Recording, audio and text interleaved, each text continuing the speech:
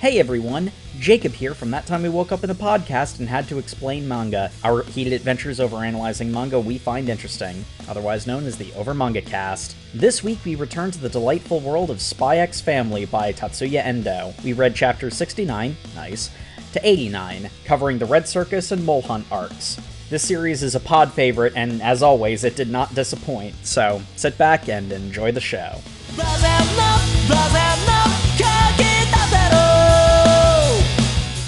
Hello folks, and welcome back to the Over Manga Cast. My name is Sam, and as always, here at the top of the show, we talk about our familiarity with what we read this week.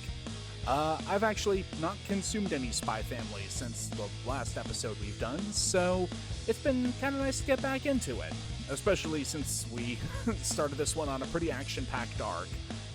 How about you, Matt? I can't remember if I had seen Code White before or after we recorded the last Spy Family, but Code White is the last Spy Family thing I interacted with. Go listen to the last episode we did, give us that engagement, and confirm what Matt did. Jay, how about you? Similar. I believe I did see Code White, but I've also kind of been incrementally checking in on the series, and of course, just listening in on the fandom memes. You're welcome. Excellent. And Jacob? Nah, I haven't had the chance to. I actually got in a bit of a reading spree recently, so hopefully after this I can catch up with Spy Family. We're actually not that far from current, so that's a little bit motivating to get me to do it. All right. And we open up our story with the beginning of a new arc. We're hopping right into it. We have director at Wise being told that... is this guy at Wise or is he at the SSS? I'm not sure. It's hard to tell sometimes. That's a SSS guy. Yeah. The point being, an extremist group Has kidnapped some children who were going on a trip. They do a lot to make this happen like a movie where it's all one-on-one, but basically they got all the kids on the bus from Eden Academy. They sent 3 buses out, and then terrorists come and kidnap one of the buses because Shonen Jump canceled their favorite manga. It's very quick paced, and honestly, it was really fun to read, but I don't know how engaging it's going to be to recount it because it's well done, but there are a couple of cases where it will it repeats with purpose, but it does kind of repeat some ideas over. There's and of course, there's a because bit of a they're through all line first of the graders, kids it's all being toilet brave humor. And saying you're doing something, basically standing up in front of the terrorists to stall them for one thing or another. It honestly feels a lot like the episode where Anya and Bond were fighting those dog people. We've concentrated all the collateral damage into one area. Actually, no, it's technically smaller scale, but it feels bigger scale because a bunch of kids trapped on a bus with people with shotguns and pistols. I love how much work they do at the very beginning to explain, by the way, Twilight's in a different country, so he can't help at all. And it's okay, well, yeah, good, because if he was here, this problem would be solved. Yep. And Yor has no reason to know about it because as far as she's concerned, the kids are just on a field trip. Why would she feel the need to look in? Yeah. This is honestly, I really like this arc because there are a lot of cases where particularly Anya, Becky, and Damien, and also the really, really big kid, but mostly the 3 mains. Tenya Ida, but in first grade, but in a different manga. Anya and Becky in particular, but also Damien, they had a lot of really cool moments of because it's obviously there are a lot of jokes about it's I need to distract them for a moment, I gotta pee. Yeah, there's jokes of that nature, but there are also a lot of cases where the characters are like really clever and like genuinely step up, and I really freaking loved that. One of like the first time they do this bit, Anya specifically phrases what she says in a way to get them thinking about where they're going so she can read their minds about the information she actually needs. That's super smart. Like, it's one of those moments where it's like, Anya's applying herself. This is awesome. I love this. Yeah, she's actually thinking for once. It's great. My favorite bit in this was when the kid who's clearly like a part of some kind of military testing program to become a super soldier is just standing there. He's just like, no, we are but children. We need to know our place and be respectful and be quiet. We will only make things wrong with our childish antics. And Damien's just like, you really are just a 40-year-old pretending to be a elementary school student, Cover aren't is you? blown. And he's like, oh. It's so rude. But he's not wrong. But also, he is wrong. How unfortunate. Maybe he has Benjamin Button disease and he'll, look more He'll age slowly appropriate. become a child. Yeah. Yes, after she does get the information on where the bus is going from the minds of the terrorists, Anya and Becky manage to get the information out to the public by hiding it in a sweet tin and chucking it out a window. This was not subtle, so Anya gets a bomb collar put on. But then immediately reads the guy's mind to be like, it's not a real bomb collar. We just brought these bomb collars as threats because they're children. And like, there's a running through line that the head terrorist, Red Circus is the name of their terrorist organization. He doesn't seem to be really in it for like... He's not a true believer. Well, It's not so much that he disagrees with the methods, but he's in the mind space of, I have to do this. Mm-hmm. So he's not like he's committed to the cause, but he's not committed to the method. And it keeps causing him to act in half measures. And it's actually kind of interesting because in some cases, his half measures are actually like intelligent, the right call. Like he specifically doesn't give a deadline for returning the kids because that would basically just be a countdown to when the police storm the bus. Mm-hmm. But then there are other cases where like him being clearly uncommitted actually is like a problem for their cause. I gotta say, for an arc that was a bunch of elementary school kids on the bus basically making poop and fart jokes, this got really dark when it wasn't focusing on the children. Like, it's no Lloyd's like war trauma flashback, but like it's the same kind of thing. We get the secret police saying like, those hostages they're asking for, they're already long dead, and we don't care about the children because we can't let anyone know that there are resistance groups at all, so we're just gonna kill them all. For every moment of Damien going like, I'm gonna crap my pants as a distraction. That's very distracting. Even the kids actually have a couple of moments of like, oh boy, reality is set in. There's a really good scene where one of Damien's big step up moments is he wants the bomb collar taken off of Anya and put on him instead. So the main guy is like, don't worry, we have two. I really love Damien's internal monologue. It's like, I have to be calm. I have to not panic because it would cause the other kids to freak out. If I'm going to be a politician, I need to be able to handle stress. If I'm going to be a politician, I have to keep living. Oh God, I'm going to die. And like, he has a very like real and genuine moment of like the panic setting in. And, it's like in large part, it's because she knows that the bomb collars are fake, but it's a really cute moment of Anya comforting Damien and getting him to calm down. Mm-hmm. Yeah. She grabs his hand and says, don't worry, everything's going to be okay. It's very sweet. Eventually, thanks to the information they were able to get out, or the police are able to spike strip the bus. And now the standoff begins. There's a whole side plot with Yuri finding out that Yor's adopted daughter has been kidnapped, and oh no, I can't let my sister be sad by seeing her like adopted daughter's dead body. But then he proceeds to just be a badass and break free the other bus and then immediately get knocked out. So it was just like, I guess we're just giving Yuri something to do. It ends up not mattering, is the thing. I mean, it matters in the sense that it gives Yuri a moment, because it's like, I gotta say, I really like both in the sense that it doubles down on Yuri's creepiness and actually has him get called out in a later arc, but also I like what they did with Yuri in this section because they actually like allowed him to be like cool and layered and more than just the punchline of, oh, he's a siscon. Like, they act like the fact that they actually do give him stuff to do, it makes him more entertaining to watch because he's not just the one note joke all the time. Mm-hmm. Except for the fact that they added the whole bit about how he has no pain tolerance when he's not really motivated. So it's just like, okay, I guess.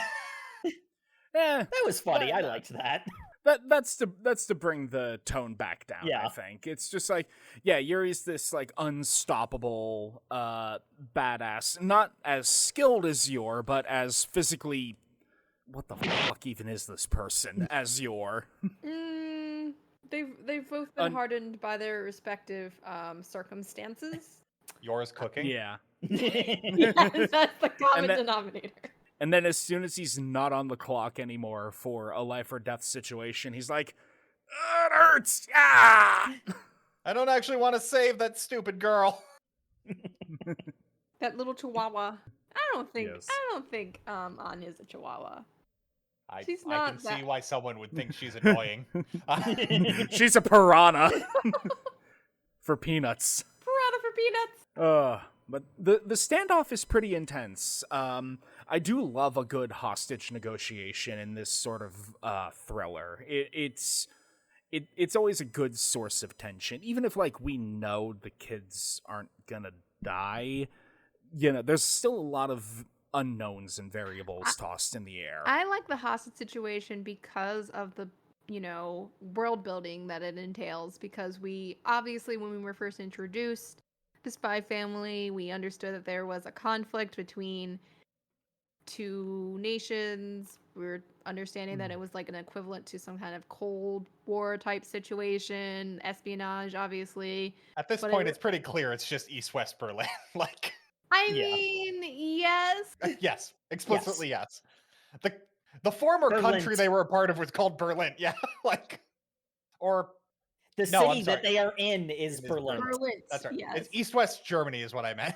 Yes. But it provides tension because I mean, like, there's also the aspect of like one element that could actually like the series a trigger it could pull is the idea of like re-sparking the conflict between Westalist and Ostania, I think is the and like, it's one of those elements of there's ways of developing tension in a story other than will the main character die, will or will not the main character die, because generally speaking that kind of tension is very hard to actually consistently pull off, especially in a long-running series of of the style that Shonen Jump is known for. So like you have to generate tension in other ways, and like the aspects of like the politics of it's like the SSS wants to go in guns blazing because they're fine with a few civilian casualties if it means they can keep this quiet, whereas the police are like actually like full on protect and serve. We're gonna save those kids, we're not gonna have any casualties, and like that element of conflict is a strong element. I'm a big fan of that sort of internal like jockeying over territory for like law enforcement officers in a situation like this. It's like we're technically both on the same side. We both want the terrorists done with, but we have very different methods of doing so, and our priorities are different. And which one is more viable is changing by the moment, because like the terrorists are pretty professional in the way that they've had the kids black out the bus so snipers can't get them. They're controlling the kids through fear. They're waiting out the negotiations, all this classic stuff. But as the hours are wearing on, it's starting to get to everybody. The kids, of course, are having their own stressors, but the important stuff for the continued sake of the plot is that Billy, the leader of the Red Circus group, is having flashbacks to why he's living this life. his daughter was a college student and a political activist and was killed during a police crackdown of a protest. I love how that information is conveyed to the audience because they do like a feed the hostages swap, and they are sending this in, and the headmaster from Eden Academy is like, I need to go and prepare the children so that they can have strong moral character while they're dealing with harsh situations. And then he gets in. Henderson, Mr. Excellence. He sees Anya not really flustered at all, and just goes like, oh, damn, that kid's hardcore. Well, guess I'm gonna talk to the terrorist. He's just like, so, Mr. Terrorist, do you have any children? And the terrorist is essentially, I did. The state murdered her. And you just see like a great shot of Henderson going like, well, that didn't go the way that I hoped it would. Worst possible thing I could have said. Yep. Ugh. My actions are completely justifiable. Oh no. Kind of, yeah. Yeah. See, that's the thing. It's harder to argue against you. It's not completely cut and dry. It's really interesting that his entire thing is like the poor people in this country are starving because our government is corrupt and doesn't actually would prefer spending resources hiding the fact that we're starving rather than helping people. Mm-hmm. And he's telling this to a bunch of blue blood kids the entire time.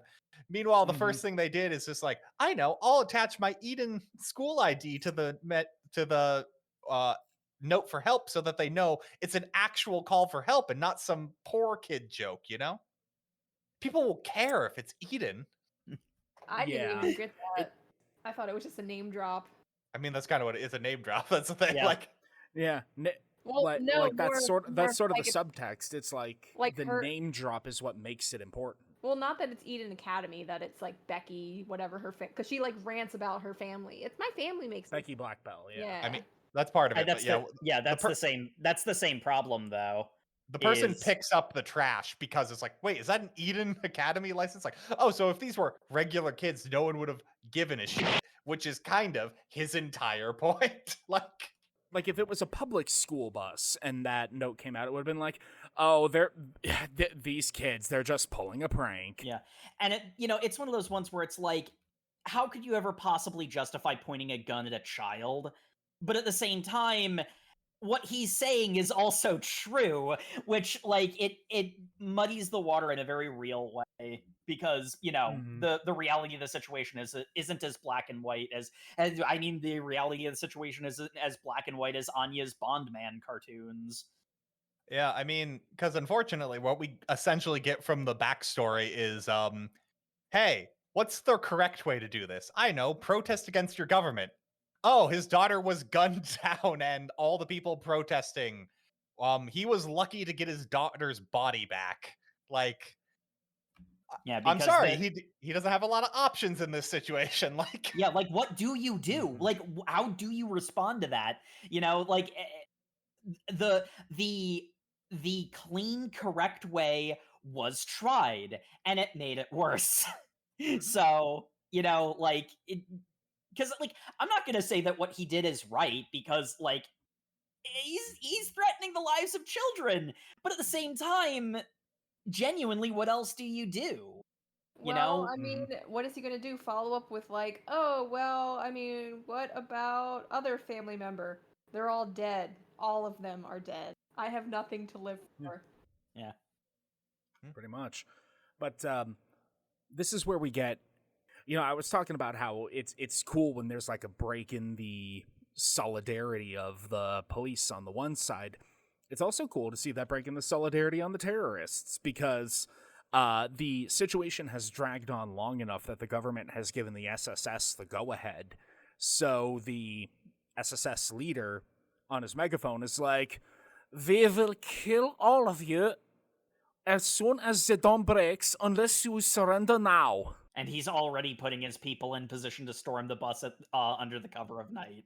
Because, of course, he is. Yes. And so, Billy's like, okay, he said we had until dawn. We can continue to play this out. We can work with this. We have time. But the bus driver, who was a Red Circus plant, he's like, no, this isn't going to play out the way that Billy wants. This has to get messy. We have the bombs to turn this bus into a rolling Fireball. into a rolling fireball. I will set this bitch off when the SSS storm us. I wanted to ram City Hall with it, but this'll do. Yeah, and like that character is great because it's introduced because it's getting the entire time we're going through Billy's backstory. It's like, this is really dark. There's not a great answer to here. It's we need a more explicit antagonist so we can feel better by the resolution. And then like on this revisit as we're discussing, I'm like, well, no, the guy Billy's with probably isn't that far off either, because like No, yeah, we- actually, we know explicitly they were never going to win. And that guy has already like dedicated himself to, you're right, we were never going to win. So we have to go out making as big a statement as possible so somebody else might win. Yeah, no, I mean, like, that's honestly, that's one of the things I like the most about this, because yeah, the bus driver guy, he's definitely like the villain here, air quotes, but like no more so than the SSS, you know, like it's, you know, do you succumb to evil or do you become evil yourself to defeat the other evil? Yeah. Meanwhile, Billy steps off to like give himself over to the police, who are almost certainly just going to kill him in a prison. Like, well, that comes after Anya reads the mind of the bus driver, who's like, I'm about to set this whole bitch off. oh right. And then she gets the ambient thoughts of the secret police coming in, who are all oorah, gung-ho, they're a blight on this nation, kill every last one of them. And so, despite not being great at math, Anya can put 2 and 2 together and be like, oh, this is gonna make the... Both sides, factors on both sides are aiming for bloodshed. Yeah, and are about to light this whole candle. So Anya goes ahead and walks up to Billy and says, I'm hungry. Give me more of that army food. What? And this is her opening to... It's really interesting. She starts feeding back his memories of his daughter to him by basically just repeating what she said from his memories. Yeah, it's initially framed as a joke, but she uses it as a jumping off point, regurgitate all of the things that she mind read his daughter had said to him. So I'm unclear. I'm not actually 100% sure Anya sees people's flashbacks, does she? I don't think she does. I think she got enough. I think the flashbacks are like a flashback in their own mind's eye, so to speak. So maybe she's able to glimpse that, because it is kind of like your internal thoughts. I thought this was just a coincidence that she kept hitting the... Even if she doesn't get the visuals, she probably got the dialogue. And since his flashback was a full-on memory of a conversation with his daughter, Anya could be like, oh, okay. Yeah, I think it's easy to infer, because like the manga doesn't like directly address this, but like we have a telepathic character. I think it's fair to say that she got, at the very least, she got enough snippets to be able to intentionally quote Billy's daughter, because like she's obviously doing this on purpose. Yeah, you can see her panicking, like, oh, crap, what do I say next? I should have thought about what I was going to say before I stood up, which is really funny. I want more rations. Wait, are you saying that the upper crust can't afford to feed their children either? We're all in the same boat? No, that's not what I'm saying at all. But if it'll get you to surrender... Yes, I want to make a world where kids don't have to cry. Oh my god, she's so noble. This is another one where it's framed as a joke, but also, like, she's quoting Lloyd, but it's also she genuinely believes this. Like, that's actually real. It's so good. And it genuinely brings back a memory that Billy has of his daughter. His daughter coming home all scratched to hell, and he's like, what happened to you? And she's like, I was feeding the neighborhood cats. The bigger cats tried to bully their way in and eat more than their fair share, so I grabbed them so that the smaller cats could have their share. I don't care if it got me scratched up. I was there to help people. or cats in this case. Wait a second, where'd you get the food to feed those cats? I might have raided the pantry. Again? We can barely feed ourselves, girl. We are actively starving because you're feeding cats. They can eat mice. Oh, but she's so precious and idealistic, and I'm being reminded of that with my nostalgia glasses on by this kid. Yeah, I surrender. And we gotta have a little bit of an action scene at the end. So the bus driver grabs Anya and tries to use her as a human shield, but Becky's he tries to butler. gun it on. Yeah, he tries to gun it on the blown out tires. Armored vehicles get in the way. He grabs Anya, runs, and yeah, Becky's butler hits him with a stun gun, which is like a full-on Pikachu used Thunderbolt panel. I love it. Dude isn't just tased; he's crispy fried. Yeah, we gotta have a fun little action scene to round things out. Yeah, because that's what the Bondman cartoons do. And then we get a fun scene of everyone getting picked up from their hostage situation by their parents, except Anya and Damien, who are standing in the back as everyone else is getting picked up. And just going like, well, I guess we're all alone. I'm not alone with a peasant like you. How about alone with a friend? Maybe we could be. And then Yor dashes on scene at the speed of Yor, screeches in and is like, Anya, oh my god, I called the school after you didn't come home, and I heard that there was a problem with the buses, and oh my god, are you okay? Please tell me you're okay. Yeah. Oh, hi, Mama. Yeah, I'm fine. And all the trauma just click. Oh, that's another one where I love that moment. Also the it's very real. She was being so brave, and then her mama showed up, and she doesn't have to be anymore, so she's crying, and it's so sweet. And Yor's just like, it's okay, I'm here. and there's also and also Lloyd is here. Yeah, Lloyd had arrived in time dressed up as a SS agent about to storm the bus because he was going to do it right or whatever. Oh, that is the stormtrooper uniform. For some reason, I thought that was like a fireman's outfit. It looks like a firefighter outfit, but it's SSS riot gear basically. Yeah, it's the stormtrooper.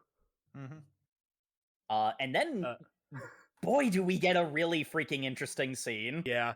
Well, yours just like, oh, Damien, your mother's on the way. I outran her car. Don't pay attention to that part. God damn it, Yor. Never change. At this point, I don't know what's normal. Like, me neither. We see too many people doing incredible shit. Like, listen, don't question Yor. Yor is wonderful. Yor is. I don't know what's normal either. What even is normal? Because Mama Desmond shows up, rushes out of the car. You know, she's all like, "Oh, Damien, my sweet boy, are you okay? Oh, I'm so glad you're safe. I can't believe what happened. I'm sorry I arrived so late." And like Anya's reading her mind, and it's all genuine in there. She's torn. She's scared. Regular mom emotions, like Mama Bear, of like, oh my gosh, I thought my child was like something terrible was gonna happen, and then, Desmond has to be like, oh, this is great, mom's worried, but yes, sorry. He mentions Desmond though. He's like, "Don't tell Dad I was crying." And as soon as Papa Desmond comes up, I never should have come here. If only he died in the hijacking. Like, there's a whole 180 thinking is, and it's not just 180. It's about facing on itself constantly. There's the whole panel of her in shadow looking down on Damien. Anya's reading her mind, and it's alternating from, I'm so glad he's safe, if only I wasn't burdened with him. My treasure, my curse. Mm-hmm. I mean, it was giving mental illness. It's really... I see, for me, my immediate thought is she genuinely cares for him and sees that as a weakness because of how messed up, the world she lives in is. So the fact that her feelings are genuine is why she has this reflexive whiplash to the other side. I got that she hates her husband so much that that Damien is reminded of him, and then that brings him back into the thought process. It's just like, I love my son so much, but he is a like physical connection to this man I despise. Yeah, That's but an interesting thought. But I feel that even so, that nuance would have at least like come across in some way. But it's like it literally flip flops so sharply that there's like little connection of those thoughts or feelings, I guess. Because she doesn't say, "I'm so glad my son is safe," but you know, Desmond's going to be whatever she assumes he would feel or how he would react. You know, it's just too disjointed and disconnected. So that's kind of why it immediately kind of sent off alarm bells in my mind of like, this woman is not well. Yeah, I think basically it is either my interpretation, Matt's interpretation, or much more likely a combination of both of them that has caused her to become mentally ill. Yeah, we're not getting her at the beginning of the mental illness. She's at least 6 years into it, if she's not also the mother of Damien's older brother. Like, yeah. I mean, it is kind of noteworthy. Like we see how the other Desmonds behave, and Damien is different from the rest of them. He's young enough that he hasn't been warped by the way that the society works. It's like all that stuff we were talking about. Like Billy is a villain for threatening children, but at the same time, there's this element of, but also the society is so bad. What other recourse does a person have? The society also warps the elites too.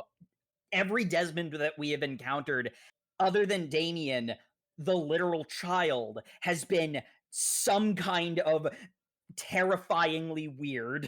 Like, not funny weird, not quirky weird, but oh god, please no weird. I mean, we can all connect that just from the, I guess, what we can glance of from Desmond, his wife, to some extent, because wasn't there an incident where they were both like featured together and we were able to see some of their chemistry off of each other briefly? Remind me if I'm wrong, but I completely forgot the chapter she spent with Yor, so I had to backtrack to figure out what the fuck she was talking about with, like, I can't lose to Mama in the friendship scheme. Bigger and stronger. Yeah, like, yeah. What? Yeah, they ran into each other. Wasn't it on the cruise ship or something? I don't remember if it was on the cruise ship, but the Yor and Mrs. Desmond, like, they're besties. yeah, Oh, they at the did. tennis they're club. besties now. Oh yeah, it was the tennis Yeah, club. that That's was it. right. Because once Anya said the friendship scheme, I'm like, oh, that's right. That was a plot point. They do know each other. Mhm. But yeah, The tennis arc where one of it where one part of it was plot relevant, the rest of it was a shonen action. I enjoyed it. Death is sequence. good. It was fun. It was a lot of fun. Twilight, why are you wearing Wise branded tennis gear? This is not a very secure spy agency. But it's the best, apparently. I don't know. Anyway, I'm working on a Wise budget here. Yeah, they spend all of it on sports gear. they More spend like it all on swag. unwise budget. Got him. Anyway, what I was trying to say was perhaps the fact that Damien isn't as extreme or as perhaps emotionally damaged as the other Desmonds is just because he comparatively hasn't spent as much time under the thumb of what it means to be a Desmond. He obviously knows that this is a mantle that he has to try to adhere himself to or try to mold himself to. He's still pining for father's attention. But he's not been crushed under the weight of it yet, the way that the rest of the and again, I feel like to some degree it's probably a combination of both, because to a large degree the Desmonds are Ostania, like, not in the sense of, like, because it's like obviously they're important political figures therein, but also they, like, their identity like matches Ostania, like, politically and culturally to a large degree. Yep. the overbearing father constantly peering down at them and scrutinizing their every move, the mother putting on a huge smiling mask for the public, the completely emotionally dead older brother who is perfect in every way, and the snot-nosed brat little brother. Yeah. And Damien hasn't been molded into that yet. No, but he's getting there. I mean, he definitely has expressed his, loneliness. He never gets to see his dad. He literally, I feel so bad. He's like a lost puppy. Every time, there's a parent visitation or like parents are supposed to visit their campus, he like, oh, I'll be able to see father. I think father will be proud or something. And doesn't even notice. Yeah. He's misplaced affection on someone who's done violence to him. Yeah. Yeah, and I mean that's punch him in the face, and suddenly he wants to go doki doki for her. Hey, listen, we're not gonna say he has a type. But yeah, no, I mean, like that is the tension with his character, is that he has the opportunity to go in two different directions, and what way will he go? Because I mean, like it's actually kind of a similar situation to Billy, where Damien's a good person. Like he isn't inherently evil. He's not like some mustache twirling villain, but the circumstances are pushing him into a situation where it's like, what other option does he have? And he's very much a kid in that he's so like plastic at the moment in terms of his personality that he's fallen into the mold of snot-nosed blue-blooded brat bully, because that's just kind of what's expected. But there's sparks of him, having the chance to move past that. If Anya can get her together for 5 seconds.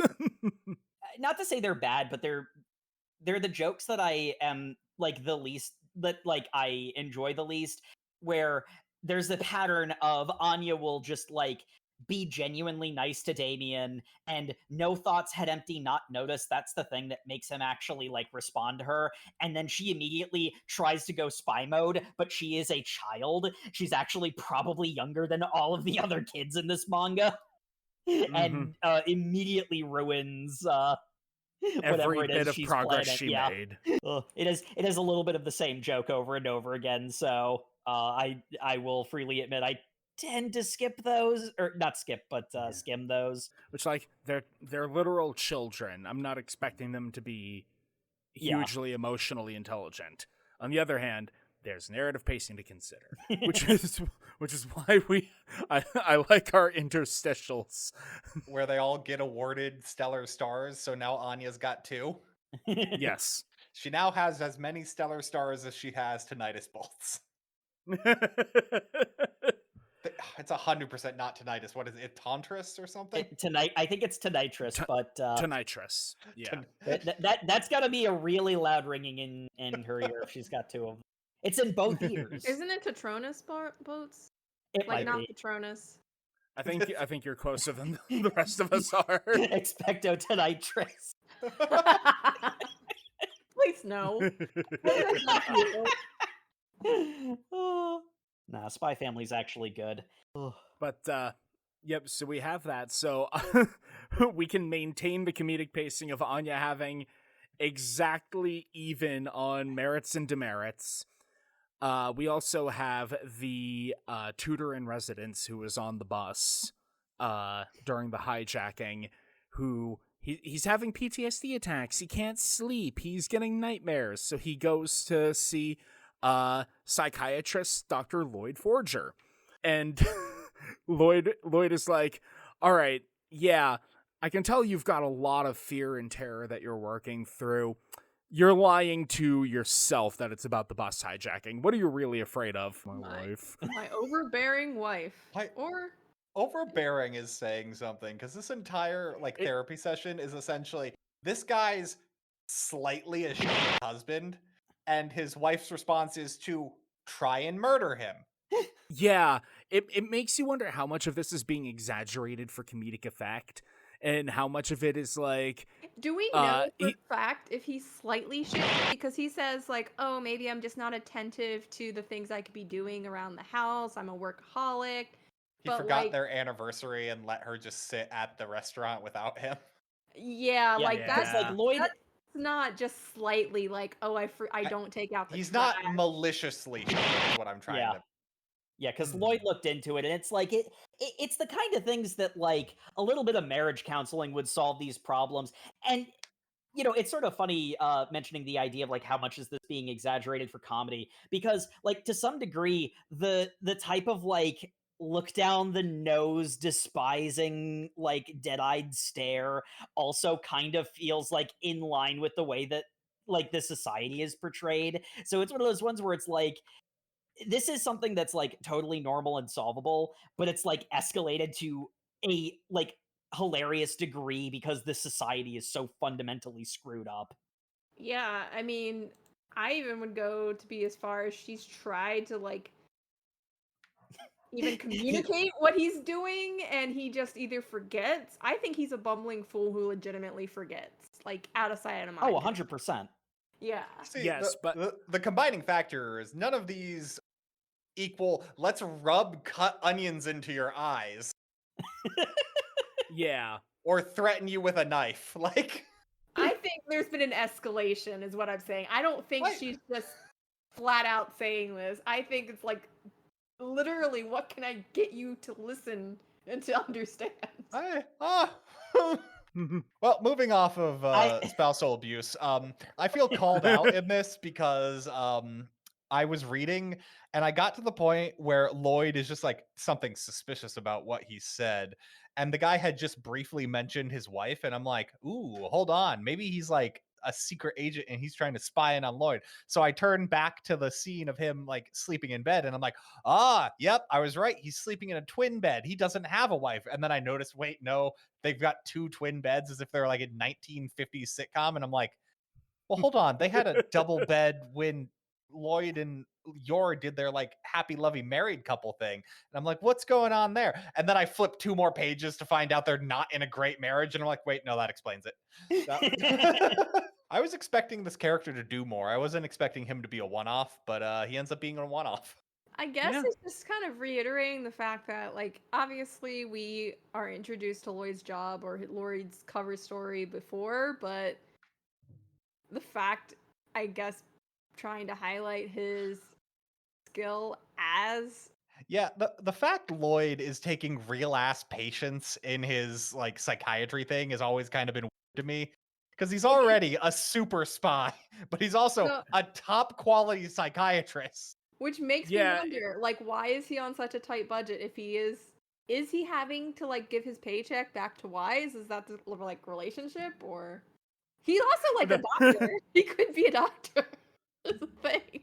You're overthinking this. He has superpowers. Yeah. He could just rob banks with his fists if he wants. he has to fund... see, Operation Strix has no budget for the actual day-to-day like running of the household, so he has to put all his salary into that. And because this is post World War II East Germany, that eats up everything. The cost of a Deutschmark is practically dust. So yeah, Wise can't afford anything because they keep having like super top of the line bases hidden directly under enemy bases. Like, I mean, what else are you going to spend the budget on, right? That's what I'm saying. Is that the next? Is that the next interstitial where we follow? Yeah, it is. And so we follow the captain, the head of Weiss, the chairperson, handler. Handler. That's it. And she goes into the main government building. Mm-hmm. Then I no, it's the Westalis. It's the embassy. So that's not quite as... it's still goofy, but it's not quite as extreme. If anything, it's more suspicious, isn't it? I don't know. They're going to do the fiction thing where it's like hiding in plain sight. We're geniuses. No, sometimes hiding in plain sight is just stupid. Like, I'll leave this out in the open. They'll never see it coming. Yeah, and like they set this up that she's super messy, but then you think that's just like the character she's playing because she has to be like a super bad secretary so that she can get away with just dipping off and never doing any work because she punches in codes to go downstairs. Yes, she punches in the code of I'm so tired, which gets her the secret elevator to the MIB offices. But for all of this, Handler being the comedy of Handler simultaneously being extremely competent and the least serious person at Wise, we do have to occasionally get slapped in the face with the reminder from this comic that it is post-World War II. These people have all survived the worst thing in human history to date. And there's lots of trauma going around because she goes home to walk her dog. The dog is excited to see her, runs over, slips on a bit of trash, and bops his nose on a cabinet. Poor baby. I was. Yeah. And she's like, man, I used to keep such a tidier house. And it's the half panel of her staring at her ratty apartment, a close-up of her dead-looking eyes, and then a fuzzy flashback of a young girl running into a loving father's arms in a neat and tidy. Well, I guess when you've been alone long enough, stuff like that doesn't matter anymore. Oh, and I'm like, hurt. ow! Ow! Guys, it's okay. That little girl is fine because we theorized that was Anya. And at some point, she had a super buff husband. Or No. that's a flashback to her as a child and her super buff father. It's unclear. I'm pretty sure it's supposed to be Handler as a young girl and her father before he went to war and died. I thought that was her husband. There's a lot of implications that Handler had a child at some point. Didn't she say that? Because she said, like, when Lloyd was having to adopt Anya, like, something, she mentioned a child. She's always said vague shit around Lloyd having a family. Yeah. Manga needs to bury its plot coupons. But Yeah. that actually is something that I noticed in this reading. It's interesting the way in which Spy Family handles its, like, because it's like it's got so many levers it can pull to like accelerate the narrative or slow it to a crawl depending on how well the book sells. Because it's like there's the element of Anya getting closer to Damien. There is the technical actual plot of the story of Lloyd actually getting intelligence out of Desmond. There is the like Imperial Scholar's stroke getting expelled plot line. There's like Yours Assassin shenanigans. It's interesting in which the way that the manga is setting itself up for basically it can go in whatever direction it needs to based like off of what's popular, which is why we don't get Your Assassin storylines. And we sometimes get Your Assassin storylines because I loved the boat. So much fewer than the other ones, though. Yeah. Like we mentioned Code White at the beginning. Man, Yours plot in that sure was shoehorned into a movie that's clearly about family drama. But at some point, Yor fights a Nazi robot. Why is a Nazi robot there? Who knows? But she did some cool flips and showing off her skills. Yeah. But Handler takes her dog to the dog park to, so coincidentally, hello, Mr. Lloyd Forger, random stranger, here to walk your dog and have quality time with your daughter. Allow us to double speak at each other for more spy stuff. You have more missions for me, don't you? Yes, I do. I'm so overworked, I don't care. Seems like a really inefficient way to give missions because at the end of like all of this nonsense that happens, she then says like, I'm never using this disguise again. And I'm like, so you got a secretary job, you set up a whole thing. At some point, it's really suspicious that you keep having jobs for 2 weeks at a time. Well, no, the disguise of that particular woman walking her dog will never be used again. Who knows how linked it is to the secretary? You know what? You're right. I just assumed it was the secretary wearing outside coat, but that might just be a different character. Yeah. Yeah, it's like a wig or something.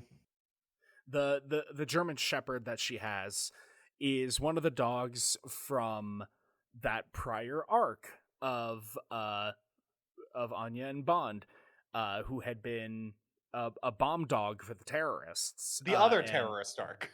The other terrorist arc. Twilight had taken the dog out non-lethally, and so Handler decided to adopt him. Oh, what's his name? Aaron.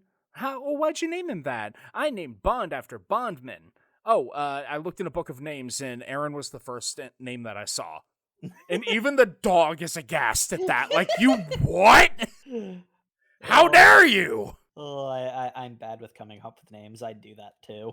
There's a reason one of our TTRPG campaigns had every character's name starting with A. I hate all of you.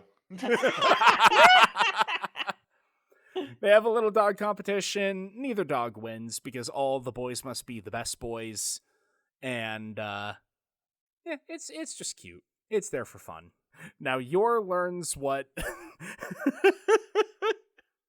okay. This like story plotline is so fucking funny to me because it's Yor learning about like going out with the girls to about their husbands, essentially. Yes. Normative values and the lengths people will go to maintain them and how much they'll stay in shitty relationships and being totally outside of that and not having any idea of it. She's just like, wait, so it's normal to hate your husband? But Lloyd's so perfect. He's like, I legitimately don't have any gripes about Lloyd. No, there's no way he's perfect. That sounds fake. Well, no, so wait. That's why they invite her out too, is like, because also she'd helped them do some work, but like they had been talking about like, yeah, we need to get her out because she's in that new relationship and things seem nice on paper, but they've been married now for a little bit. I just need to know that there is some kind of flaw in her perfect relationship so I can feel better about the reality of my life. And I think that's perfectly healthy. Yor gets drunk at this coworker meeting and then does a weird Yor thing. But Yeah. like for these group of women, this is surprisingly the least toxic they've been in any of their plot lines. It's very inclusive, and they're just like, no, we're specifically getting together to complain about our husbands. That's what we're doing. That's not what they got together. That was just the topic that came up at that point. Yes. But they have gotten like progressively better with each of them. Well, Yor's invited to stuff now. She's not, Yeah, like, they even openly hazed. They even talk about the fact that like, oh, Yor's just one of the girls now. That's nice. Kind of. The end is a very strong implication. They want to invite her again because she was fun. It's like that fun to be around, but like because she's so weird and kooky, it's like interesting. Yeah. How much do we like Yor? How much do we like the fact that she's kind of a weirdo? Column A. Needs more data. I mean, isn't that how most real friendships work? Yeah, basically. It's basically how Matt and I became friends. Bullying? I'm intrigued by the weirdness. Yes, bullying, Matt. I can 100%. There was a lot of bullying. At one point, me and one of our other roommates just would steal shit from Sam. My chair just ended up in the fridge. I know. It was What? great. What? One of my favorite Sam roommate quotes is our other roommate coming downstairs to me watching TV. It's just like, so dude, heads up. Sam really doesn't like it when you sneak into bed with him. Wow. Shocker. This is revolutionary. It was good. I needed to know that. I was very confused. Anyway. I love how Yor has an entire, 4-page delusion of her being like, wait, if all women hate their husbands and want to kill them, then that means I need to go kill Lloyd to make this marriage look normal. So I'm going to grab this butter knife, imagine going to the gardener or the shopkeeper and get permission to kill Lloyd. And then we're going to have a Mr. and Mrs. Smith moment, and Anya's going to cry, and I just ended up freezing in the door of this restaurant. Breaks down crying. I can't kill Lloyd. I love it, so it's great. It's great. I love that all of this is prompted by one of the girls being like really frustrated about one thing in particular and basically just going like, oh, I could kill him. And you're going like, yes, obviously we could all murder men. We all do that regularly, right? That's Is a that a normal thing, right? Yes, sis. Every country song from the 2000s. Oh. I'm gonna murder my husband. Anyway, your relationship is so lovey-dovey. I bet you can't wait to get home and start slobbering all over him. What? No, we don't do that. Really? Wait, not even like a welcome home kiss? That's actually like we've been kind of joking around all night, but like a welcome home kiss is super normal. Yeah, that's actually a little weird. What was the same girl who said like I could just kill my husband gets what is this? It's like, yeah, having a kid really gets in the way of lovey-dovey time. And what are you talking about? Me and my husband still boned. And I'm like, that girl. Like, I don't care if we have a kid, we're still boning. She locked in on what she wanted. She occasionally wants to kill her husband, but that's not stopping him. That's not stopping her from having sex with him while her child sleeps. It's called makeup sex. You can't have makeup sex if you don't want to fight it. Don't fight. You can't have makeup sex if you don't start pointless shit. Marriage. I'm so happy I'm a hermit. Yor goes home, overloads at the idea of a makeup kiss. Judo flips herself into the flooring. She judo flips herself. Because she's initially going to like knock out Lloyd and just like, wait, no, that was bad. I need to hold back. But that is about halfway through our reading, and we have another high-intensity spy arc to get to next after the break. And more of Yor being drunk for however long the plot needs her to be drunk. I mean, Yeah. I love the drunken Yor plot lines. Apparently I'm drunk. Drunk Yor is best Yor. We'll be right back after this.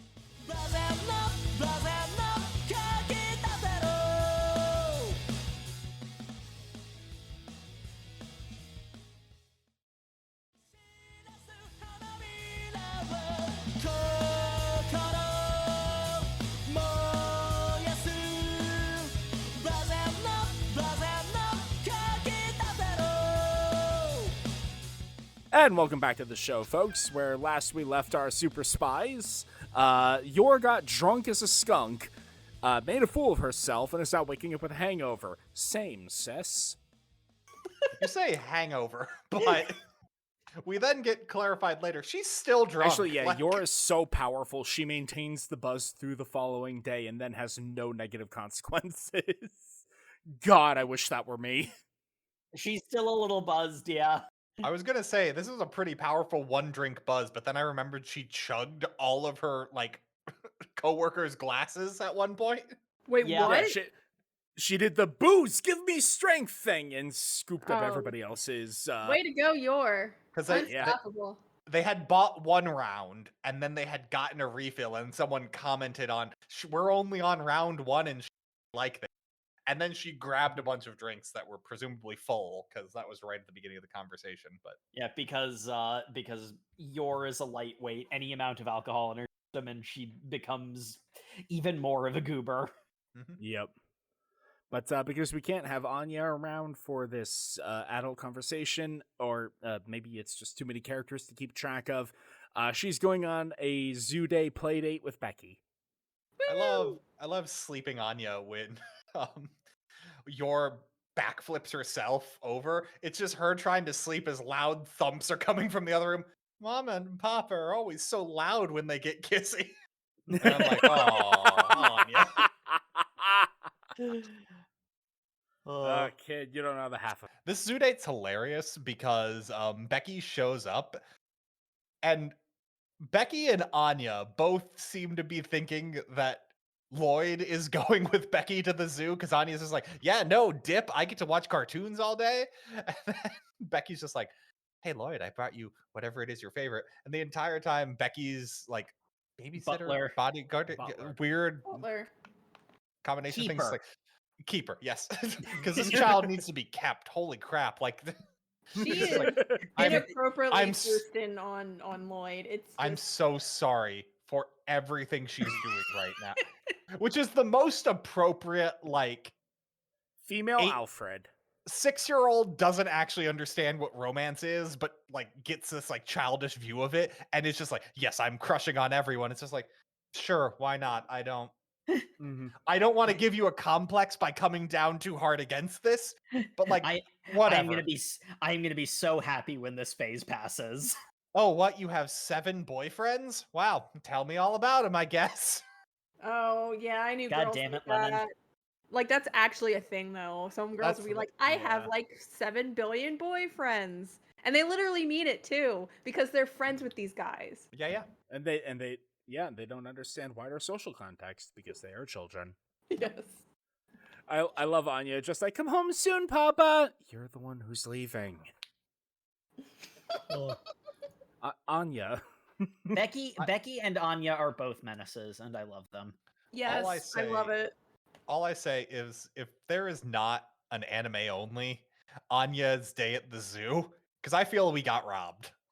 Yeah, right? Oh my gosh. Wait, come on. Okay. I know, Dresden Files fan, I want Zoo Day to happen. But I need Zoo Day for this, all right? Which I will acknowledge does feel a little weird, because we were just complaining about how Yor doesn't get enough stories, and Anya, frankly, gets probably too many. But Zoo Day with Anya. Listen. It's not that Anya gets too many. It's that Yor needs. Give us more Spy Family. But also, Pretty we need much. Yor to not be in Anya stories, because your stories are just better when Anya's not there. I think the cruise ship arc is the exception that proves the rule. The more I think about it.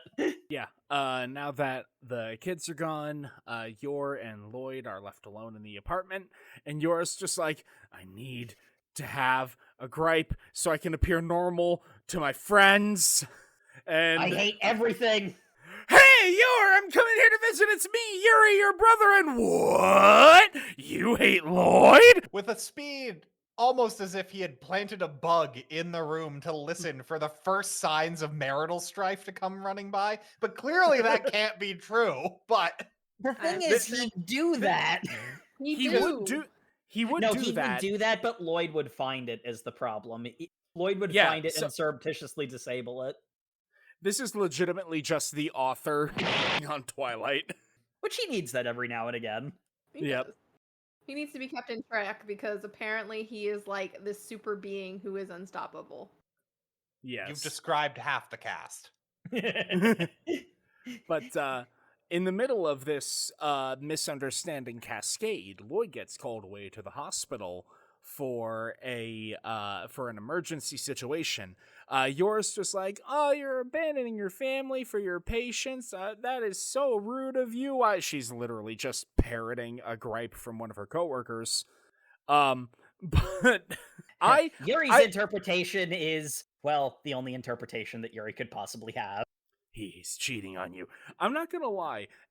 At this point, I was like, oh god, it's gonna be one of these, like, misunderstanding cascade arcs. I hate these. These give me such unbearable secondhand cringe. Like, I legitimately can't read this shit. And then, like, 3 pages later, Yuri gets called away for some SSS business, and Yor's like, wait, this is stupid. Wait a second, I just sobered up. I sobered up. This is stupid. He went to the hospital. I'm going home. And I'm like, okay, thank God. We have spy business to get down to. We get another whole big action arc. With probably the second highest body count after Lloyd killed all of those patients. Yeah. In the first episode. Right.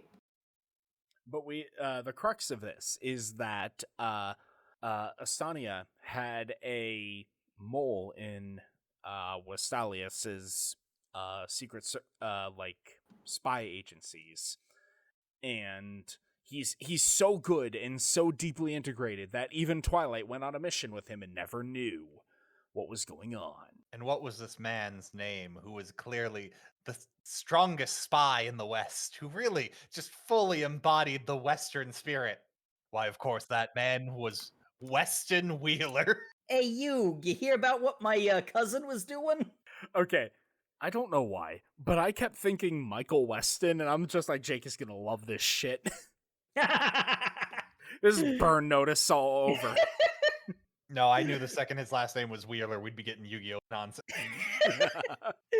yeah, It's funny that I only realized both of those connections after I had reading. I was fully expecting us to come in here and Jacob just being like, well, actually, in the original Japanese. Oh yeah, actually, yeah, he is Katsuya Jinochi. Whatever. Joke's still funny. Joke is still funny. But yeah, Wheeler has stolen some information and is trying to get it back to Astania. So Wise is trying to intercept him. The SSS is trying to stop Wise from doing that. And that's our plot. It's basically all action from here. There aren't really a lot of jokes to my recollection. We do have a very nice bait and switch where we see Wheeler in a hotel, like looking out over the street and taking note of several people that it's like, oh, those are obviously spies, and like we know this because those are the disguises of the Wise agents.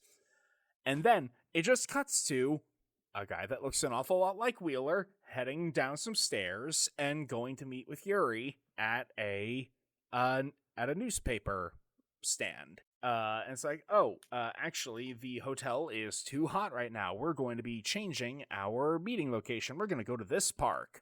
And that's where the double triple cross is revealed, because actually the SSS knew that that's not Weston. That's Twilight pretending to be him.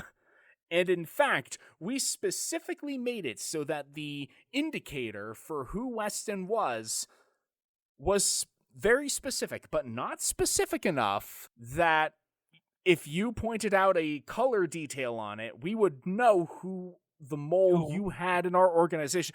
It all makes sense if you read it, but me saying it out loud, I'm bungling this. I was about to say, I think you got it wrong. I definitely got it wrong. It makes way more sense if you actually read it. The manga does a better job than I do.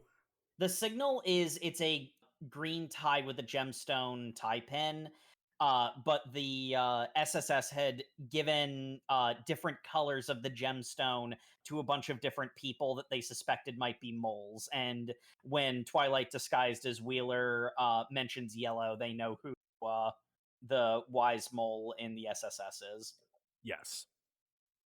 Thank you for being more concise than me, Jake. I have watched all of Burn Notice twice. Yes. So that guy is dead, or really wishes he was. A lot of people in this are just kind of dead. This is the most like vanilla spy thriller. Like this is like hardcore like James Bond shenanigans. Yeah, the games within games within games. Twilight making a grand getaway. Yeah, Twilight disguises himself as a Yuri to escape into the sewers. Unfortunately, the real Yuri is like hot on his heels, and we get a really cool fight scene. I love the chapter stinger where it's like the two of them point guns at each other, see like realize who the other one is. You know, like there's the gunshot, and then it cuts to Yor dropping a plate and cutting her finger, and and like blood dripping on the ground. Like, I know writers who use subtlety, and they're all cowards. I'm just saying, the fact that she refers to them as like Lloyd's like dishes, that's so cute, but also kind of weird. How long have they been married at this point? Like a year. Like a year. A nebulous amount of time. The amount of time that is appropriate for. Anya has not kicked out of school yet. Yeah, she hasn't been kicked out of school yet. I loved when they did the plot of that guy having PTSD from the school bus hijacking, because there's a strong implication he was seeing this guy for weeks. Yep. And we just cut to Yeah. the end of it, and it's like, oh, okay, well. Well, he prescribed him he gave him like medication. It was just like, let me know how this works and all this other stuff because he's a psychiatrist. He can prescribe drugs. Ugh, but We'll never know if he was cured though. But Twilight beats the absolute out of Yuri, which takes a while. Yeah, it's the immediate It's the thing we were talking about before.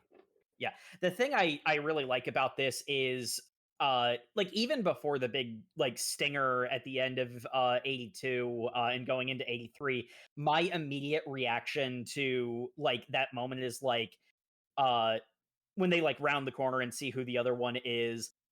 Oh, Twilight hesitated. He's going domestic. Like, which ends up being the entire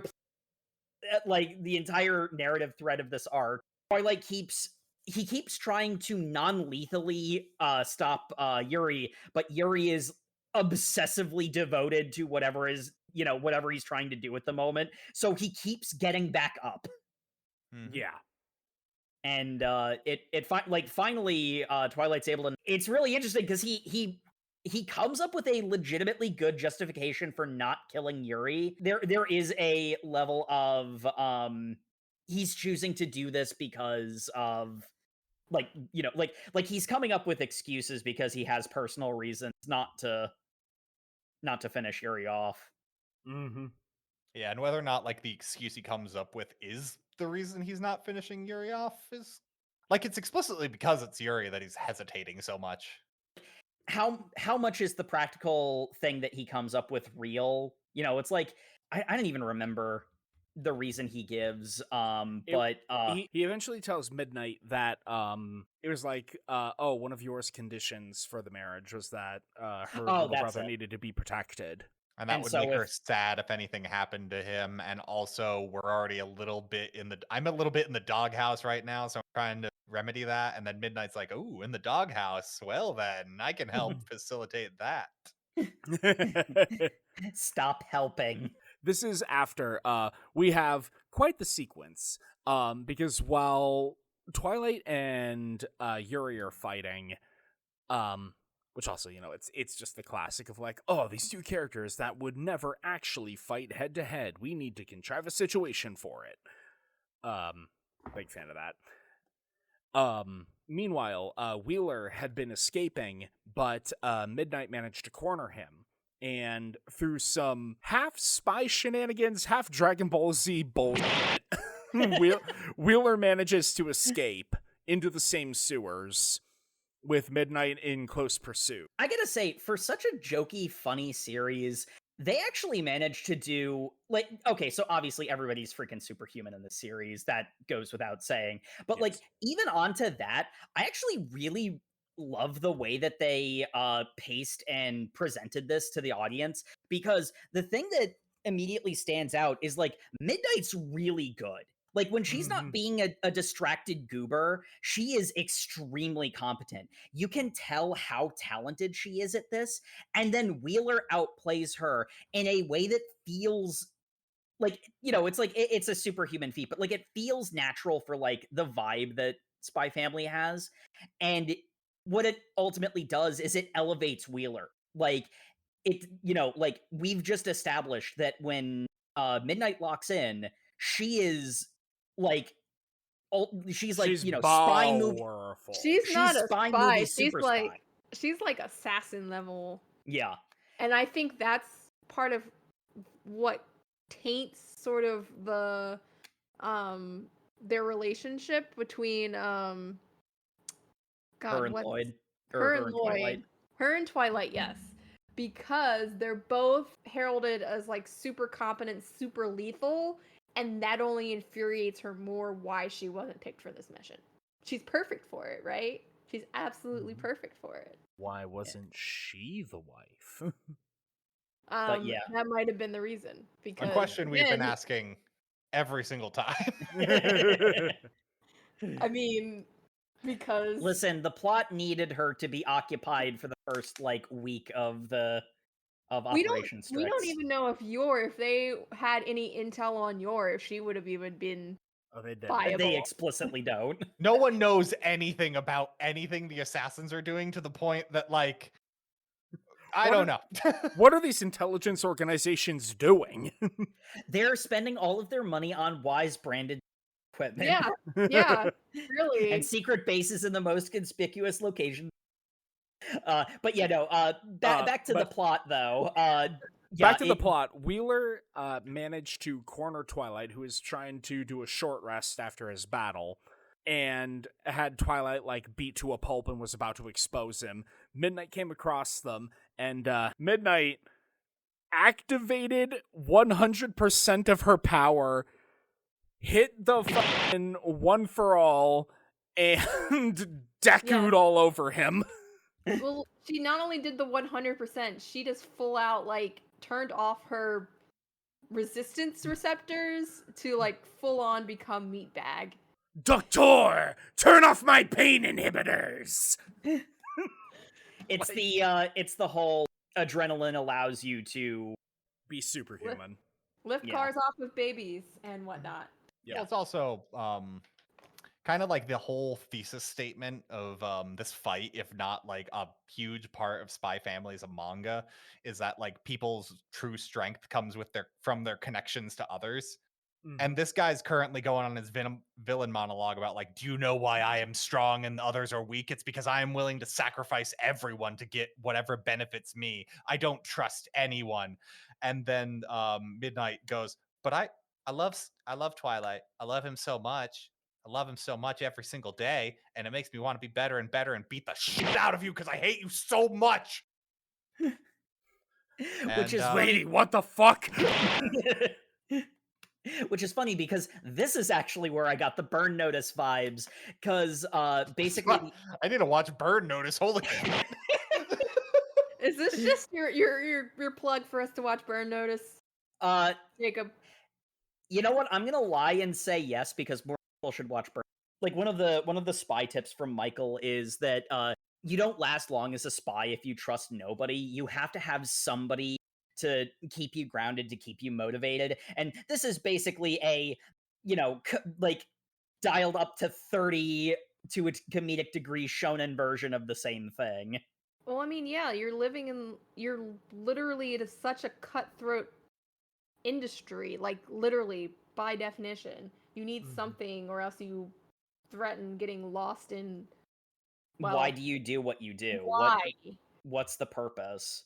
Yeah. Getting so lost in the game of it all that the purpose, why you and I mean this also kind of ties Twilight's situation because his connections, they lost him that fight because he hesitated dealing with Yuri, and it's probably the correct move from a tactical perspective purely is round the corner, shoot the SSS officer in the face, move on. That is a tactically unambiguous correct move.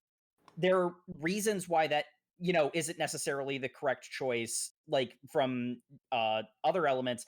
But had he done that, he would have been in much better condition to fight Wheeler, and he could have won that fight. And Wheeler even says, boy, the fact that you were so beat up made this fight really easy for me. And so, here's this element of the reason why Midnight was able to succeed was because of her connections. And it's we've seen obsession with Twilight become a weakness. It's the entire bit with her character. And yet here's Twilight, to some extent, it's the fact that he doesn't want to acknowledge that he has his, that his fake family is becoming real is a big part of the reason why it, it's a weakness for him right now. And that seems to be the next direction they're gonna take Lloyd/Twilight's character moving forward. Yeah, I don't really have anything to add. It's a lot of fun. It's good. Good story development. Yeah, and this is just a pure drama moment. The closest it becomes to comedy is the characters. This is just good character drama. Even the bit after where they're coming home and Lloyd Lloyd reacting to Yor being like, ooh, eta blah. Eta blah. He is knocked on his ass by how cute that was. I mean, I would be. I'm so sorry. I haven't been sufficient. I will do everything I can. Actually, I was trying to fit in with the girls and gripe about my husband. I don't actually have any problems with you. Well, Ugh! she kind of realizes she did have a slight problem was like, I want to be able to take care of you. You Yeah. always hyper focus and like she really gets to vocalize like a real problem she had that she just never really got to come up because like the entire point of like what this entire arc is saying is Lloyd keeps people at a distance because he has to. Otherwise, he's getting murdered Mm-hmm. because he doesn't keep someone at a distance for a split second. And Yuri comes over and notices something's weird about him and immediately rips off his sleeve or pushes up his sleeve to look for a bullet wound that's not there. Twilight goes hobbling to the shower, rips off his like second skin, and says like, and that's why you never let anyone close to you. Good thing I covered up that bullet wound. Ugh. Yeah, it has a similar vibe to the like the morality bit before with Billy, where it's like Twilight isn't a world where anyone can betray you. And I mean, like, not for nothing, to an almost comedic degree, Yor is hiding a pretty big fucking secret that has the potential to kill him in multiple different ways. Yeah, the manga really does slide over the fact that what Yor's doing is almost certainly worse. She's killing people for money. Like, Yep. They just skim it over because it's funny. Like, well, the thing with Yor is that she's paid for it, but it's also like she thinks she's protecting the country because they're enemies of the state. At some point, it's going to be revealed that it's not as altruistic as that, and Yor's going to have to reconcile with that. But like we said, we need more Yor stories to actually get there. We need Yor to have a consistent internal monologue is what we need. Because it's not super clear. She's it's how naturally airheaded she is, even in her own thoughts sometimes. It's kind of like hard to get the through line of what she's actually believing through. Because like just last arc, she was saying like, yes, all women become assassins once they get married. I can see that. That was also under the influence of alcohol, but yeah. Yeah, but alcohol just makes you more honest. Like it just lower. It just lowers inhibitions. It's not a hallucinogen. Like yeah. Say you write down your drunk thoughts, and if in the morning you read it again and it still sounds like solid, it's probably a good idea. Go with that. Especially if you're still drunk the next morning. Like Yor. So anyway, we get a little mini arc from Yuri. Oh, I was gonna say the handler gets a fun little mini arc with Midnight. Yes, that too. That's so good. I love the I mean, basically being like, hey, don't kill yourself. You're my subordinate, and I want you to keep living. So you can work us into the ground, right? I mean, yeah, but also, like, I like you? Keep fighting, Tiger. You'll get Lloyd to notice you one day. You know about that?! It was the solid, like, 15 seconds of, like, yeah. And then, like, oh god, my boss knows I have a crush on a coworker. This is hell. It's such a good panel. I also just love the handler walking away as the sound of Midnight flailing around and breaking things. Just like, that's cute. Handler, why'd you come deliver these to me in person? You really didn't need to. I wanted to wear a nurse's outfit. What? You should really be making better use of our resources. Also, I wanted to bedside manner you because it's cute. You should be making better use of our resources. I mean, this is probably why you guys are on like a shoestring budget. I'm just saying. No, it's because she keeps buying new coffees. doesn't finish the old one. Just leaves the half-empty cup around the office. Well, it's again. cold. Hey, stop, why would I want it? Stop calling me out. Hey, Sam. Get a like candle warmer. Keep your coffee hot. But I use my wax melter for wax cubes that I forget about. My God. That's a skill issue, man. I can't help you there. I mean, she's got you there. She does have me there. I've been thoroughly defeated. So anyway, the manga was worried that Yuri was getting too sexually aroused by his sister, so they introduced a female love interest, platonic best friend. Whee! Yeah. Yep. She's Good like old so Chloe. based. Yeah. I find it so interesting that, like, this is also kind of another plot coupon because our, like, immediate reaction with like Midnight and Yuri is like, oh, they're gonna be the paired spares, right? But now they're introducing a character that's like seems to be their relationship is platonic currently, but they're framing it in such a way that, like, they can either keep it platonic or they can change it. Yeah, but I always wanted to confer with you all about the timeline here because we know Yuri canonically has skipped grades, entered college as like a youngin', and that's where they met in college, right? Yes. So were they like the same? Like, what's the age difference here? She's a senpai. She says she's like 3 years older. Yeah, she's a couple years older. But that's not even like a huge age gap compared. Oh, actually, hold on. No, she's got to be at least 4 or 5 years older because he was 14 in college. So she wasn't starting college at 17. That's what I Yeah. mean. Like, make the math make sense. She has to be like somewhere on at least 5 or 6 years. Probably older than 4. him. She's not that much older. She was like a. Yeah. I think they're in the same class.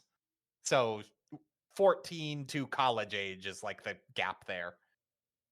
He then says he skips grades in college, but we can just kind of pretend like he was only talking about grade school with that because I don't know exactly how you Yeah, skip he a was grade. skipping grades Got- in college. That's not how Look. college works. Look, Austania College is really weird, okay? It's based on credits, so I'm like, cool, you just went all the way through, didn't take any breaks. Cool, whatever. But like if you've been skipping grades to get to college, it's not like you've got extra time to have earned extra credits. Like AP courses. no, but that's just it. You're already skipping the grades. Like that's already being accounted for. I don't know. You're spending the extra credit you've got to whatever. It doesn't matter. This is getting into this too much. But yeah, they set up this one line I really love with Chloe where she's just like, "Hey, your sister really cares about you, and if she loves you so much, she'd want you to be happy. Maybe you should try and find some love in your life. You never know when the next person you look at, if you were just to suddenly look to the left of you at any point." Could be a love interest. She doesn't say it with a blush on her face, which makes it clear. But She's it's also very just like direct in her communication style because she knows she has to be blunt with this boy. it is some plot coupons that is definitely just putting out like feelers. It's like, so would you be Hey. interested in? Hey, what do you think, audience? And honestly, I'm fine with it. I'm fine. I'm kind of. Anything thought to the reduce whole- the syscon. This con was cute in the beginning. I'm actually concerned now. I'm like literally at the point I'm like, okay, so the brother husband is here. At Look. one point when he's beating up a gang of random criminals, he's shouting out Yor's name for every attack. So one of the guys who's going to stab him is like, "Die, mysterious master of Yor Fu." Your foo. Please no.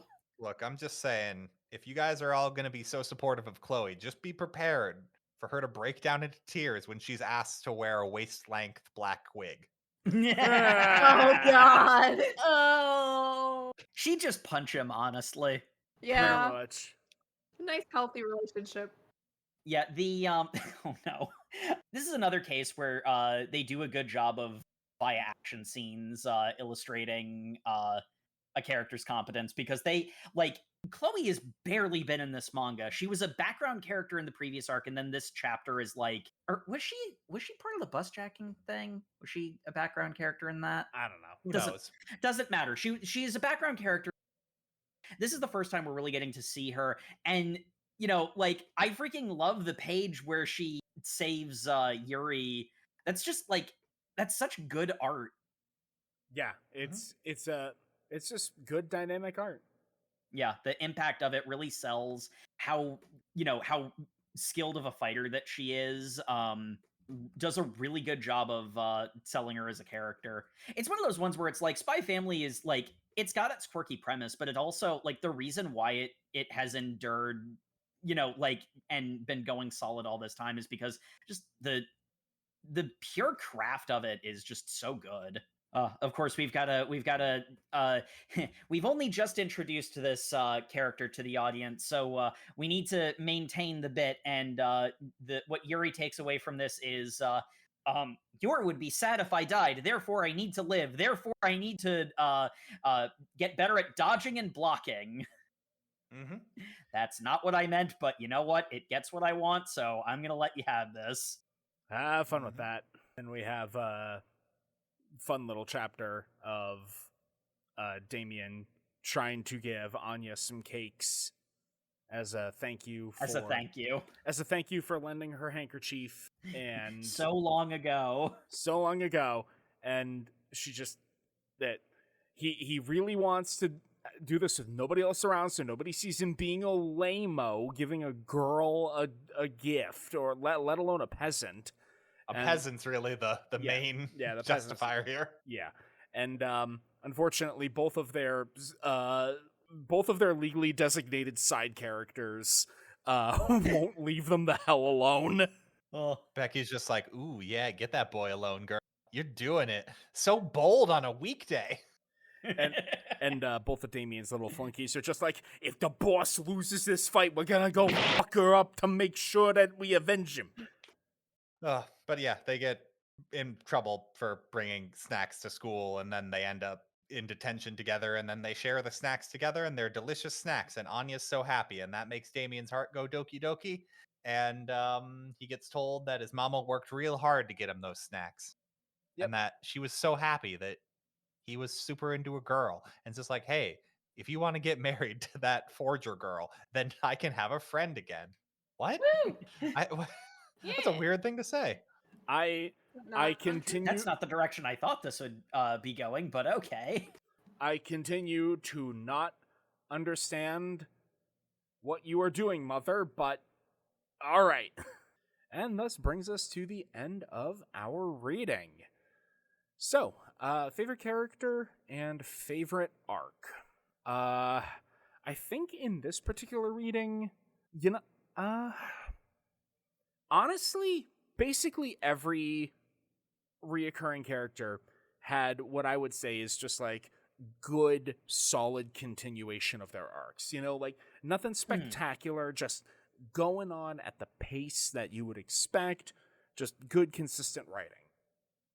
So, for standouts, I'm actually going to say Yuri, because he did get some depth. And did that depth reduce the syscon? Yes. Is that the primary reason I'm happy about it? Also, yes. But, I will take my W's where I can get them.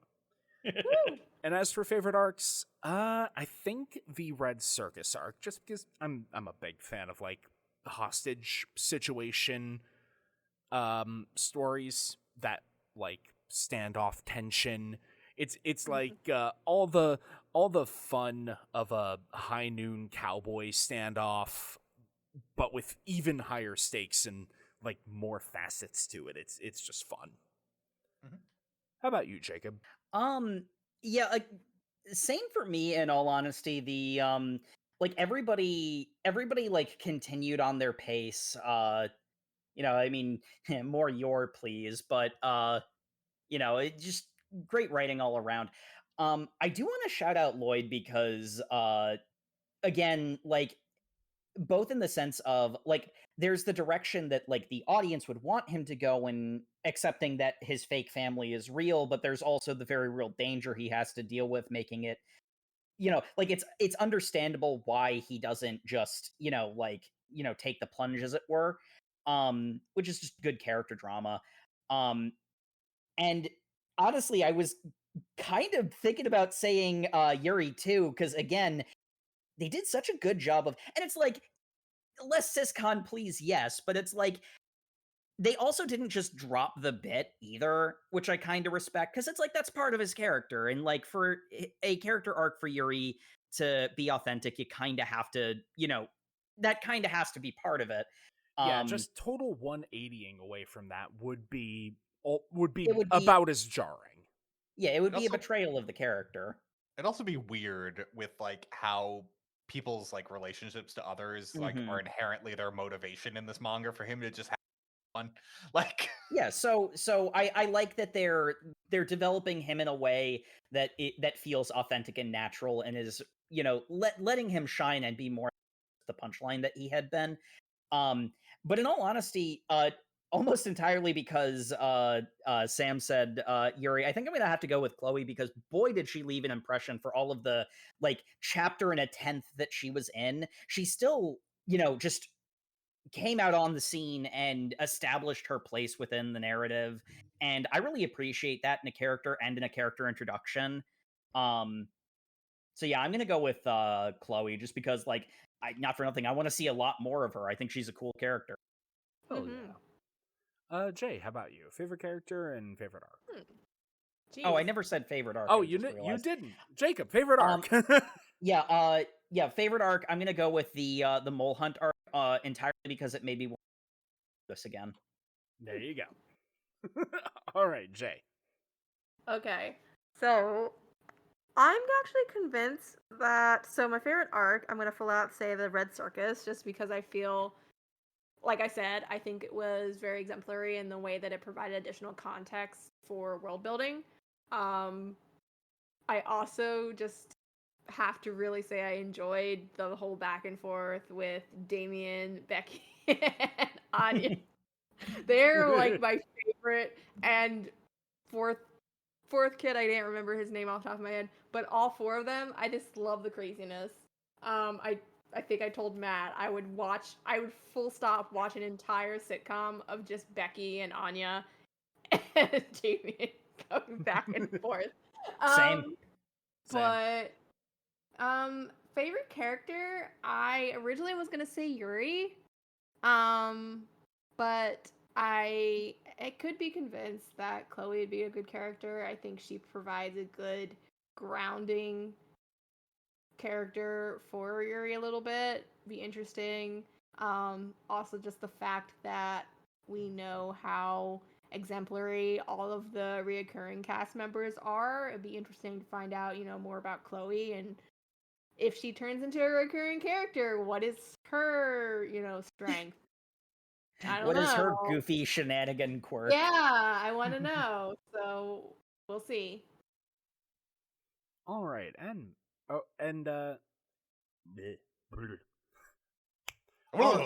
right, and Matt. Yeah, my favorite character in this arc. You know, I'm a little sad. No one even touched on this, unless they did, and I just didn't listen to them while they were talking. Damien was the best character in our reading here. He kicked ass. Yeah. His character arc was amazing in this. He came to terms with his Doki Doki feelings for this dirty peasant girl. He revealed he's got a whole bunch of mommy issues. Fair.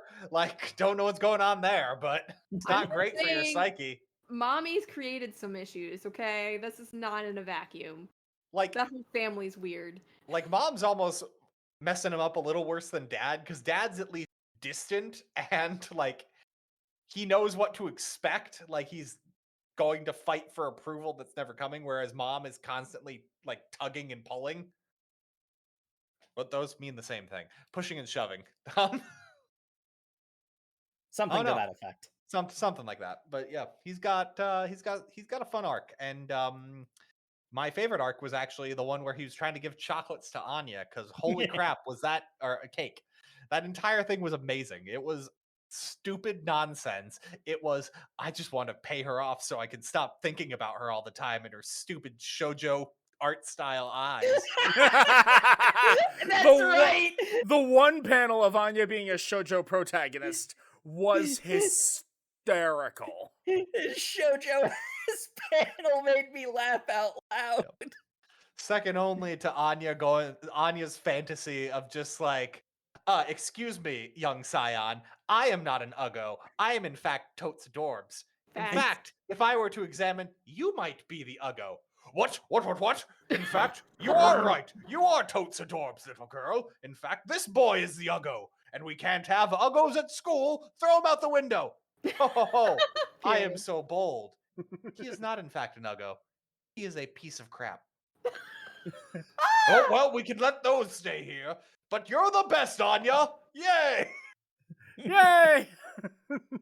But yeah, favorite arc was the tea cake arc, because it's good to have the culmination for like the several weeks he's been trying to get these cakes to her, or he's been trying to pay her off with sweets that Yes. keeps failing is a thing. And he also bought her such insane luxuries of cakes that I'm just like, Billy was right. These fucking upper crust brats have it too good. These are cakes where the ingredients are so rare it can only be made every like 5 years or some shit. It was made for King Willie. What? Yes, Yeah. I said what I said. King King Willie. King Willie. King Willie style. Yeah. Oh. All right. And would you continue reading? Honestly, due to a bit of a mistake, I read ahead, and I like the next arc a lot. So, yes, I will continue reading. How about you, Matt? As I think the only one on the podcast who didn't make the mistake, because I realized we had not recorded an episode on chapters we just went over right now. Yeah, this was fun. I like Spy Family. As always, I little peek behind the curtain here. I'm normally the one who says we shouldn't do another Spy Family episode because I feel like we're running out of things to talk about that aren't just Spy Family's good. It's doing Spy Family things. But this was fun. I liked it. If you guys want us to do another episode on the next arc, reach out to us. Like, we'll do it. But like, I don't know. I like new things, and Spy Family's just like comfort food at this point. So Reach out to convince Matt why we should read more. Yes. okay. Or you could just agree with my interpretation of things. That'd be fine too. People are allowed to have different opinions. Get that engagement going. Jay, Fight about it in the comments. Is Jay wrong? No one ever disagrees with Jay. Is Jacob wrong? Yeah. Me. I'm the engagement farmer. Tell us why in a long, droning on paragraph email. Oh, that's a really specific cut. We should probably cut that one. I will cut that one. Jay, would you continue reading? Heck yes. Hell yeah. Heck yes. All right, Jacob. Already have gosh, I honestly reading this arc got me like jazzed about reading more manga. And funnily enough, I ended up reading a couple of different things, and my plate's a little bit cleared up, so hopefully I'll actually have the time to read more Spy Family, because gosh, this deserves to be higher on my list. Yeah, funnily enough, this absolutely is a comfort. I kind of feel like it's like especially previous arcs. We were starting to get into the it's just good. Like, what else do you say besides it just being good? I'm kind of hopeful given the ways in which this arc pushed, like particularly Lloyd, that maybe there will actually be some like character and plot movement coming soon. So hopefully we'll have an excuse to keep reading it for the pod, because that's the easiest way to get me to read something, is put my feet to the. Hell yeah. All right, and thank you everybody once again for tuning in to the Over Manga Cast. As always, you can find us on all your social medias, where we are at Over Manga Cast. You can also find us on YouTube, where you can like, comment, and subscribe. We also have overmangacast.com, which has a you can keep up to date on all of our episodes. Tell us to read more Spy Family. Tell us to read new things. Whatever you want. And as always, we appreciate reviews in any and all forms. So go ahead, find a place where you can review a podcast anymore in the year 2025, dating the episode. Fuck you, Sam. Okay. You can review whatever you want. Say we're great. Do it. It's all a Please. psyop to get people. And make sure to tune in 2 Thursdays where we're going to be reading Blade of the Immortal, chapters 1 through 12. Read that if you're keeping up with the show, and we'll see you in 2 weeks. Good night, everybody. Good night. Good night, everybody. Good night.